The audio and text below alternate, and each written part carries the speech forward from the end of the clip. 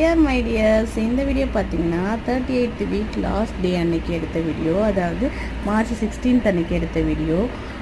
நான் பெருசாக ப்ரெக்னென்சியில் வாக்கிங் எக்ஸசைஸ்லாம் எதுவுமே பண்ணவே இல்லை. ஏன்னா ஆஃபீஸ் போயிட்டு இருந்ததுனால டைம் அதுக்கே கரெக்டாக இருந்துச்சு. அது இல்லாமல் அங்கே ஸ்டெப்ஸ் ஏறுறது நடக்குது, இதுவே எனக்கு ஓகேவாக தான் இருந்துச்சு. நான் ஆக்டிவாக தான் இருந்தேன். பட் ஆஃப்டர் பேபி ஷவர், அதாவது மார்ச் 2க்கு அப்புறம் நான் ஆஃபீஸ் போகிறதையும் ஸ்டாப் பண்ணிட்டேன். ஸோ ரொம்ப போர் அடிச்சிச்சு. அது இல்லாமல் இந்த டைமில் தான் வேறு நிறைய நடக்கணும், எக்ஸசைஸ்லாம் பண்ணணும் எல்லாம் சொல்லிட்டு இருந்தாங்க.